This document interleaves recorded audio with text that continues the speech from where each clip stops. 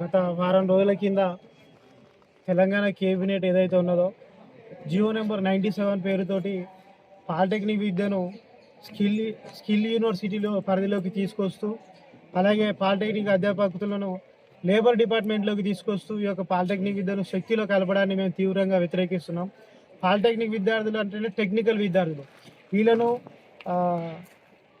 ITI కాలేజీలో అలాగే advance technology పేరుతో ఉన్న ఐటీఐ ఏటీసీలను పరిధిలోకి ఈ పాలిటెక్నిక్ కాలేజీలను తీసుకోవడానికి మేము తీవ్రంగా వ్యతిరేకిస్తున్నాం.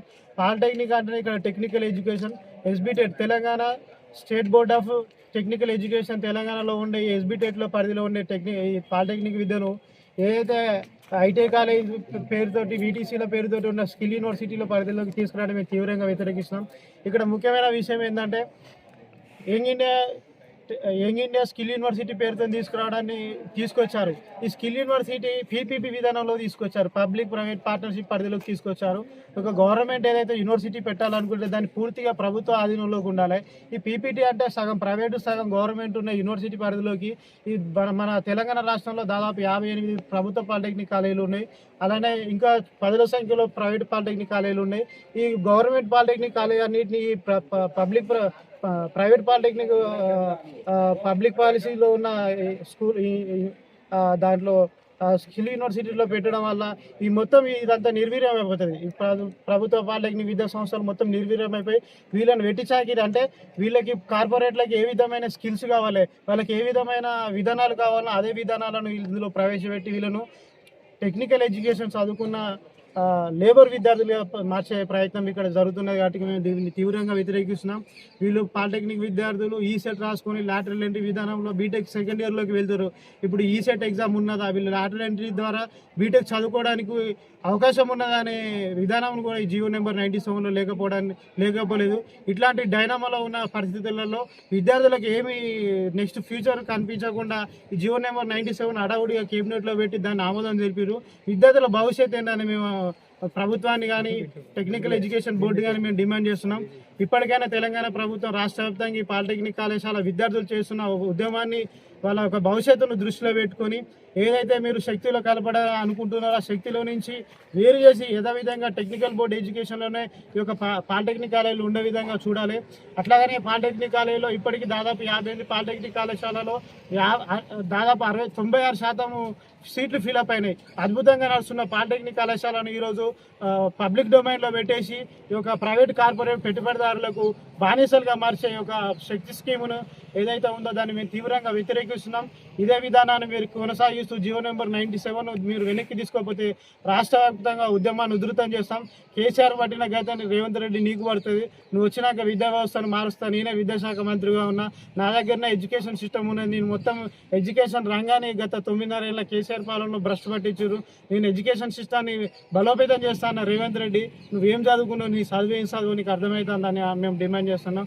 ఎడ్యుకేషన్లో టెక్నికల్ ఎడ్యుకేషన్ చదువుకునే విద్యార్థులను ఐటీఐ కళాశాలలో కలపడం ఏ విధంగా నీకు న్యాయం అనిపిస్తుందని మేము డిమాండ్ చేస్తున్నాం. ఇదే పరిస్థితి నువ్వు అట్లానే కొనసాగిస్తే రానున్న రోజుల్లో ఖచ్చితంగా నీ ఇంటిని ముట్టడి చేస్తాం. జియో నెంబర్ 97 వెనక్కి తీసుకునే వరకు మేము పోరాటాలు చేస్తామని డెమోక్రటిక్ స్టూడెంట్స్ అసోసియేషన్ తరఫున మేము డిమాండ్ చేస్తా ఉన్నా. నా పేరు కామగోని శ్రావణ్, నేను డిఎస్ఏ రాష్ట్ర కన్వీనర్.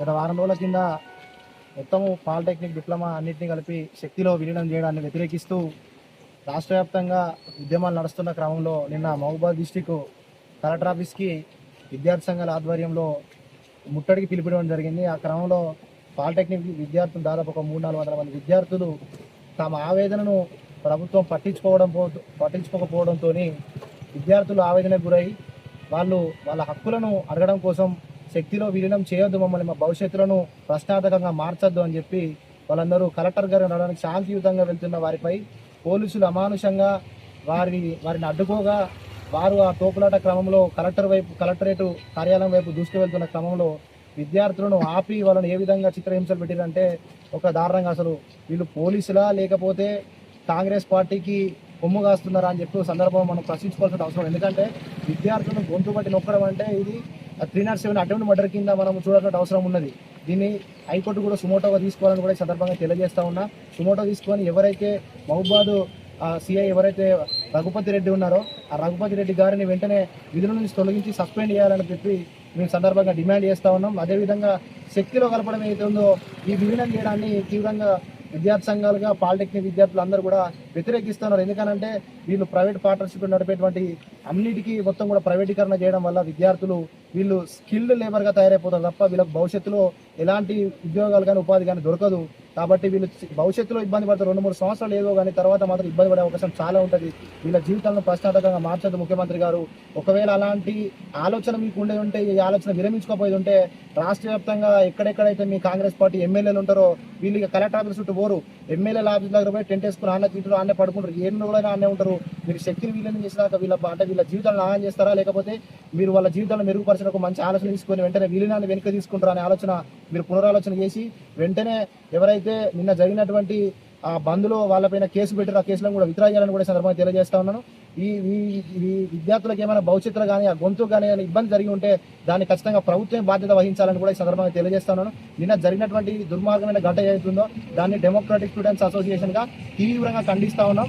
వెంటనే సిఐ రఘుపతి రెడ్డి గారిని సస్పెండ్ చేయాలని కూడా ఈ సందర్భంగా తెలియజేస్తా ఉన్నాను. నా పేరు శివ, డెమోక్రాటిక్ స్టూడెంట్స్ అసోసియేషన్.